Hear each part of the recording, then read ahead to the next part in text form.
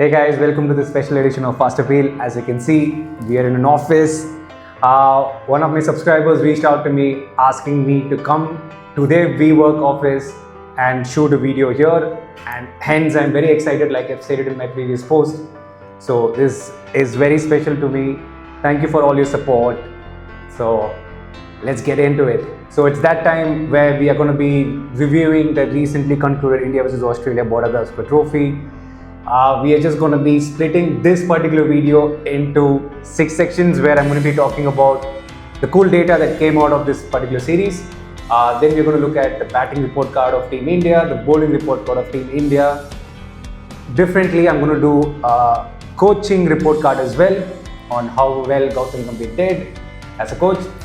And there is a special section where I'm going to be talking about what I did not like as part of the series. And finally, since I'm a data guy, I want to talk about how data can misinterpret the stories when India look to review this and what they should do so that they can get the proper story out of the data that we have already. So I'm sure and hope you guys are excited. So let's get into it. So first section is the cool data that we got from this particular series. So here are the few stuff that I found very interesting, and how, I mean, the data that I'm going to show you right now is going to show clearly how, I would say, biased when we come to different pitches. So, I mean, let's look at the data first so that we can have a bit more of an understanding. So, if you look at this particular test, the best bowling strike rate for Pacers in the 5-match test series, if you look at that number, is 41.2 for the Border-Gavaskar Trophy that concluded, and the next best being the 45.6. Being the England tour of West Indies in 1985-86. So to give you a context, what is a bowling strike rate? It's the number of balls bowled by a pacer before he gets a wicket. So if you look at this particular series, you can understand just by this data how much skewed was it towards the pace bowling attack, or rather the pitches was spicy for pace attack. So it just took 41.2 balls for every pacer to get a wicket. And if you look at even further in terms of understanding the strike rate for a pacer against India, it is 40.6. So basically every 6.3 overs approximately there was a wicket being taken by the Australians. It shows clearly that Australia has planned it out in terms of the schedule, and the pitches has been prepared to cater towards the fast bowling lineup of Australia, and not letting India come back into this, rather retain the Border-Gavaskar Trophy by giving pitches which is more conducive to batting or even spin for that matter, aka Melbourne, Sydney, and even to some extent Kaba, all three being space friendly. And some stats coming out in terms of the captaincy led by Rohit Sharma, the least runs scored by a captain in a test series. Rohit Sharma tops the chart with an average of, or rather the run scored is 31. The next bits being 40 scored by Saeed Anwar in Pakistan, which was way back in 97-98 with the tour in South Africa tour of Pakistan. And also if you look at the lowest average for any of the top 4 batsmen after scoring a test century in the 5-match test series, is the top one is of course by an Australian, but Viratkohli is at number 3 with 23.75 as an average in this Border-Gavaskar Trophy, which shows that even after scoring 100, his average is close to 23, which means after the first test, his form was just like downward slide. And of course, when you look at the most wickets of a captain against India in a test series, Pat Cummins topped the chart with 25. And considering, what else that's? Yeah, I mean, just looking at the strike rate itself, it just took, I mean, this is the lowest number of balls bowled to get a wicket. This is the lowest ever, so that shows how much Australia prepared. And we get heavily criticized when a touring team comes to India and we start giving them the dusty spinning wicket, and we kind of deem it very quickly to call it's not a test match wicket. But conveniently, those things are ignored when India travels abroad. When there is a grassy pitch wicket, we just call it to be like, yeah, this is test cricket. But when the number shows something else, we all try to stay away from it. So these are the cool stats that I found out of this recently concluded Border-Gavaskar Trophy. Cool. The next segment is the India's batting report card. So what I'm going to be doing is just going by the batting order and trying to evaluate based on numbers and based on situation how well each batsman performed in their respective roles, and then let's try to give them a score out of 1 to 10, 1 being the lowest, 10 being the highest. So let's get into it. Again, these are the data that's available for everyone online, so I'm just utilizing that. This is not something that I prepared on myself. So any correction or anything that I say incorrectly based on the data, please pardon me for that. So when I'm looking at the highest averages in terms of India's batting lineup, let's look at the clear star, Yashasvi Jaiswal, who started magnificently with an average of 43.44, having scored 391 runs with a strike rate of 53, which showed that he not only was able to adapt to the conditions, but he was scoring them in a good strike rate as well. Of course, bear in mind, there were 2 test matches, or rather 2 to 3 innings where he didn't capitalize. So that shows when he did score, he scored big. So that is a clear-cut positive sign for Team India. And considering if this is his first tour to Australia, I would clearly give him somewhere around 9 to 9.5 out of 10 for the performance that he did. So next in line is of course KL Rahul, who scored a run of 276 at an average of 30 with a strike rate of 50. I think he did really good as an opener.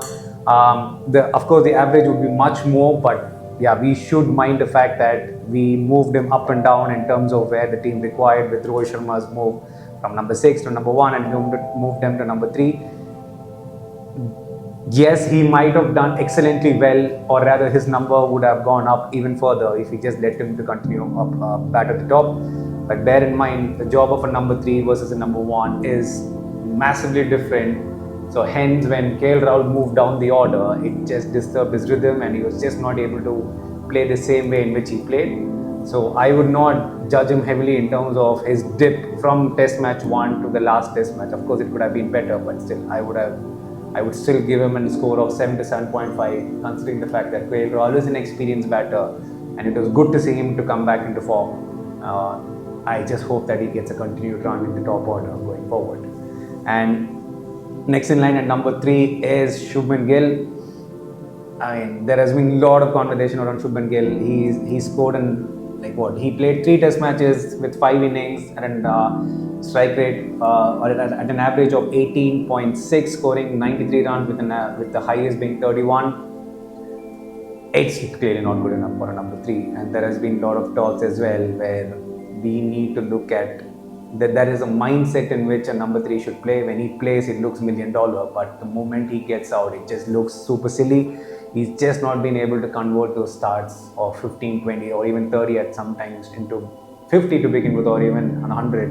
And the fun fact is that outside Asia, Shubman Gill hasn't scored a test 50 for the last, he's never scored a test 50 outside Asia for the last couple of years as a test match opening, or rather test match number 3 batsman for Team India. And then, so I would score him in 3 out of 10, mainly because of the fact that he's not a multi-dimensional cricketer. He doesn't field in the slips, or he doesn't field in the slip or a silly point. So he's playing in India purely as a number 3 batsman. So considering that, he should be putting in more efforts, or try to get out in a different way, or try to get a 50 and then get out. So based on that, I would give him a 3 out of 10. Then comes Virat Kohli with a score of 190 in the entire series, with an average of 23.5, with the highest score of 100, scoring at 47.9 with the strike rate. I think I don't have to touch much about, I don't have to deep dive into Virat Kohli's form. Everyone knows his affiliation towards the 4th and the 5th stump line. It was very interesting to see how Scott Boland said the moment they felt Virat Kohli was getting comfortable is when they started to move the line to the 4th and the 5th stump. It's strategically, it's a brilliant move, because once you get comfortable, then you start going towards the ball to start scoring some run, and that's when they start moving it rather than setting him up front. So I think it's brilliantly done by Australia, and Kohli being Kohli, he just kept on getting out. So I think it's more, I'm not sure if it's a technical issue with his mindset.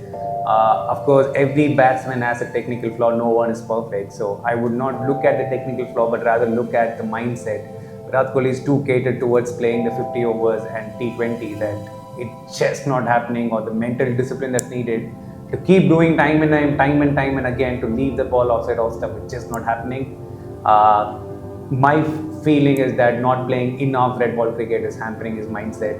Will he playing the domestic cricket? I don't think so. So I'm not sure how is he planning to get back into form. But yeah, Virat Kohli, considering all the hype around the Border-Gavaskar Trophy, just circulating around Virat Kohli, just didn't live up to his mark. But he tried his best as a captain as well. So hence for that, I would give him a score of 4 out of 10 for this Border-Gavaskar Trophy. Next comes at number 5, Rishabh-Pant. There's a lot of slack that Rishabh-Pant gets, but if you look at the top run getters, Rishabh-Pant falls at number 8 for team overall, including Australia. He scored 255 runs at an average of 28 with the highest of 61. So, I mean, the reason why I feel that Rishabh-Pant is getting a lot of slack in the way he gets out is mainly because of the fact that the top order hasn't performed, and hence there is a lot of expectation of Rishabh-Pant to take India out of the rut, which he was successfully doing for the last few years for that matter. So hence when he got out in the way he got out, there was a lot of disappointment, and all the disappointment from the top order as well has been catered, like what has been dumped on Rishabh-Pant is what my feel is. We are not looking at his numbers specifically in the time in which he comes to play versus versus when he should be technically coming into play. Bear in mind, he's a number 5 batsman, so he should not be coming in any later than 30th over. But in all of the test matches, Rishabh-Pant was there in the crease at least by the 15th or 16th over, which is not the game he plays. So when he's trying to play those attacking shots, it's clearly not his game plan, or the ball is rather still new, or the bowlers are still fresh. There is a lot of momentum riding into the bowling unit when Rishabh-Pant comes out of bat. So based on that, his dismissal, it's just I think too much of a fault has been given on Rishabh-Pant. So how much would I score? I have to look at Rishabh-Pant just as a batter. On that front, I would give him a 7. Can he do better? Yes, he can. I think he knows as well, no one needs to go tell him or give any unnecessary comment as stupid and such. It will definitely impact such a player. So I would give him a 7, just being glad by the fact that he's back on the field. And I'm sure he's going to do much more. So yeah, I'll just leave it at that. And finally, when you look at the all-rounders, we have Washington Sundar, Ravindra Jadeja and Nitishreddy. All three are very unique cases because all three are playing mainly because of their batting ability and not the bowling when it comes to test match. So the averages is something we can come to it later. I'm not too worried about it because we know they did well. They were the one who took us to a reasonable score in all of the test matches. Nitishreddy at that century was something, it's worth remembering. But when we look back at the series, we just need to understand, at least for me, it is very confusing to see what were their roles when they came out to bat. What was their, every batsman should have a clear plan. What was their plan? Was it rescue? If it is a rescue job that they were doing, are they used to doing that in the domestic circuit? Nitishreddy has not been great in the domestic circuit. He has been picked purely on talent that's been scouted. Ravindra Jadeja has been a good batsman, but is he someone who constantly rescues us? Nope.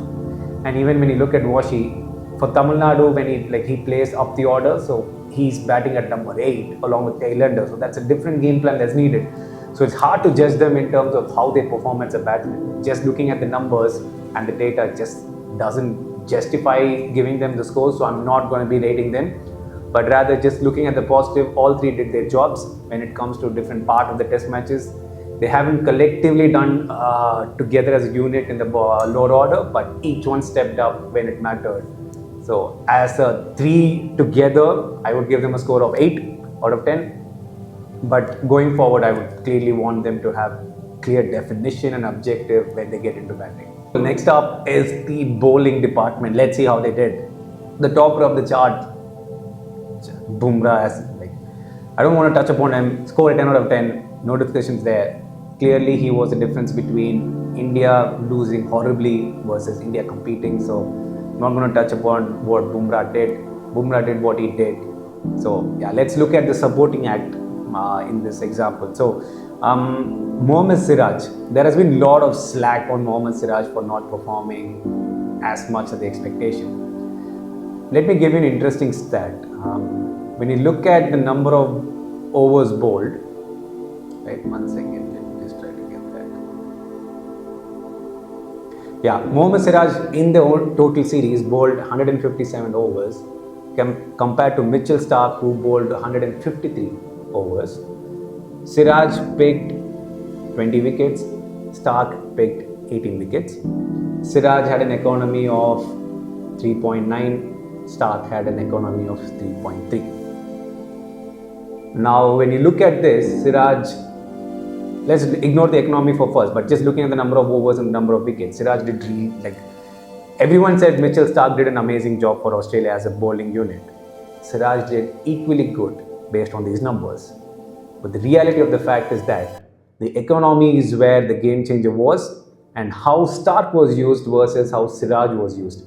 Starc was used as an attacking option. Siraj is a workhorse. His major objective is to, when he gets a new ball, to swing it up, try to pitch it up and try to get a wicket. If not, he's a workhorse where if you want a bouncer plan, you go to him. He has that stamina to bowl a longer spell. He has a heart to keep coming. He has that heart to keep at the batsman face. So that's his role when it comes to bowling in the Indian team. So at least that would be my that would be my usage of Mohammad Siraj. Every team has such a workhorse. If you look at Australia itself, in the first Test match, it was Pat Cummins who was the workhorse. In the second Test match, or in the subsequent Test matches, it was either Pat or Boland, and Starc was used accordingly. But here, the way in which we use Mohammad Siraj, it's almost like you need to take wickets, you need to attack, you need to defend, there was a lot of different roles that he had to play, and it's not easy. So hence, I would not judge him heavily in terms of the wickets he did or the number of runs he went for. So on that front, just based on the number of overs he bowled and consistently trying to play it for India or try to win a Test match for India, I would give him an 8. He can do way better if you give him clear objectives on what his role is within the Indian team, and then you would have other supporting bowlers who can help him achieve that, and then Bumrah is going to be that short, quick wicket taker that India might use. So I think the objective that's set for Mohammad Siraj wasn't clear enough for him, for us, for anyone to just look at the numbers and say he had a bad Test series. And then when you look at the supporting act, you have Akashdeep and as well as Prashant Krishna and Nitishreddy playing at different levels. They all did well, but the economy was on the higher side as compared to all the other Australian bowlers. When you look at the stat in terms of the best averages, at the top is Bumrah, then Hazlewood, Boland, Prashant Krishna I would not consider because he just played one Test match, so the averages would be skewed. But then it's Pat Cummins, finally it's Travis Head, then Starc, then comes Siraj, then comes Nathan Lyon, then comes Nitishreddy, Washington Sundar, Mitchell Marsh, Harshit Rana. So the difference is very clear in terms of both the bowling lineups did really good, but what Australia did better was controlling the number of runs being scored. Everyone had their economy or the averages better. And even when you look at the best economy, it's Hazlewood at the top, Nathan Lyon at number 2. Mind it, the spinner played a very crucial factor for Australia. We'll come to that later. Then it's Boland, then it's Bumrah, then it's Ashwin. He played one Test match, let's ignore him there. Then it's Webster again, let's ignore him. Then it's Sundar who bowled well, then Pat Cummins, then Starc, then Akashdeep, Ravindra Jadeja, all these supporting bowlers. So that's a major difference. Hence, India was not able to, though we created pressure, there was time where we just gave up too many loose balls. That meant Australia came back into the match. So as a collective supporting bowling unit, I would give the likes of, I would not consider Washington Sundar because he wasn't used, Jadeja, Akashdeep, Prashant Krishna and Harshit Rana together, I will give them a score of 5.5 out of 10. Now, let's look at the coaching report card. There is no number that we need to look at when it comes to coaching report card. I just want to touch upon two things that was very interesting. Since Gautam Gambhir took over the coaching role, we have been doing excellently well in the T20. We have been undefeated because there has been Surya under the regime with a lot of youngsters. And when it comes to 50 overs in test matches, India hasn't done great. In the last, we lost, we lost against New Zealand 3-0 at home. We lost against Sri Lanka. We lost in Australia now. So, but with seniors at their realm, I think there is Gautam Gambhir is clearly not able to create the influence that he is doing with the youngsters versus the senior pros in the test match level. So there is something happening. I think that's what is the major difference from what I can look at. So is Gambhir the best fit there, or you need someone else to manage these superstars or senior pros and try to come up with different strategies where India can do well? I think that's something that the selectors need to check. And considering Gambhir hasn't been the best test ball player, one just wonders how much of an impact or a strategy or a game plan he might have against the Indian test team or the impact he has. And also there was a quote that he said that every Indian player needs to play domestic format if they want to consider the red ball format seriously.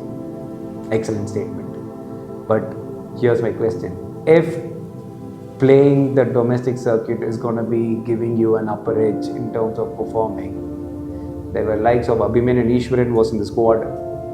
We had Jurel in the squad and we had Sarfraz Khan. All of these players have been scoring tons of runs in the domestic circuit, but they were not given a chance. So this begs to differ. Is playing the red ball cricket, or rather Ranji Trophy, just the criteria to be selected in the Indian test team, but then the playing 11 is going to be selected by something else, a different criteria, potentially the IPL, how you perform with the IPL or the 50 over format. So the statement said and the actual action doesn't set well. So yeah, this is something that India needs to set in terms of understand what are the criteria that's needed. We are in a world where we are in a transitional world, I would say. Every decision was taken by experience, then every decision was taken by data. Now we are going back into a mix of data and experience so that we can, there is a lot of example where people who have not done well in domestic circuit has been brought up in the international level and they're doing great. So which means number doesn't give you everything. But again, if number doesn't give you everything, there has to be a clear structure where we give a weightage to experience versus number and then start selecting, so that everyone outside understands the selection policy and not just wonder what went wrong. So yeah, the next segment is my fun part. Is what are the stuff that I didn't like as part of the Australia-India Border-Gavaskar Trophy. There are various things that happened. Of course, there is a lot of media hype. So number one thing that I didn't like is the noise that was around the cricket and how it started to impact the playing 11 or the dressing room itself. Example where Pant got out, Gavaskar's statement it got viral. I'm sure Pant would have seen it, and no matter who says what, every word has an impact on a player at an international level. So there are certain noise that should be kept outside, but it seems like there was a lot of noise coming from the outside as well as the inside the dressing room, which is something I didn't like. Certain things that is spoken in the dressing room should stay there no matter how controversial it is. And Constance, when he replaced McSweeney, was hyped up by the Australian media, and the kid rode that hype, and I think there was too much of a talk from his mouth, ban is bad. It's fine, it's all good for the spectacle of the sport, but when the match is done, and then when you see Australian coach coming and defending him, saying that it's not necessary for him to be for Indians to celebrate in such a hostile manner, and then Gautam Gambhir saying what he said, I think it doesn't make for good sport. There are certain things when the aggression is happening on the field, it should be left on the field. So all this PR should be managed properly by the teams and not just let a player ruin his reputation. And the next one is Rohit Sharma comment around not everyone at the pen and paper has an opinion and everything will happen on that. Fair enough, fair point, but he has to remember the fact that when the same people are the one who hypes him up when he does well. So you have to take you need to take every criticism with a pinch of salt, as well as the fact that when you get something good, you are riding it. So yeah, these kind of statements clearly doesn't sit well as an entire fan or a reviewer that I'm doing right now as well. And there is a different and the last one is there are certain players who feels, or rather from the outside it seems like certain players are getting certain kind of treatment versus others. For example, Gill with an average of Gill with this particular current average is getting a longer chance in the playing 11, but rather Abhimanyu Ishwaran, if he doesn't score in one game, he gets dropped. Padikkal, if he doesn't play well, he gets dropped. Rituraj Gaikwad has been doing excellently well, doesn't get picked. So there are certain players who get special treatment. So chess feels like there is a lot of uncertainty among the players in terms of when am I going to be dropped, or is the team just waiting for me to fail so that they can drop me to bring in someone else like a superstar. So we are in a world where I think I put out a video before on cons just being a PR itself. There's a lot of PR activities going around for each player. Each player have their own PR team who's going to be putting out a certain image on the social media, which is fine for branding and making money, but when it comes to selection, it needs to be based on performance and not the image that he has outside the field. It feels like the image a player has outside the field is getting impacted on the selection, which should not be the case. I hope that gets corrected. So yeah, these are the stuff that I didn't like. Now I'm going to look at, now that the series is done and dusted, the next test series is 6 months away. We Indians are very comfortable when it comes to memory. We'll forget what happened because next is going to be Champions Trophy, after which it's going to be IPL. So soon we are going to forget what happened in Australia, and then we need to select a test team. Now the question is, Rohit Sharma dropped himself as a captain as a batter because he was not scoring runs. Now will he get picked again for the England series?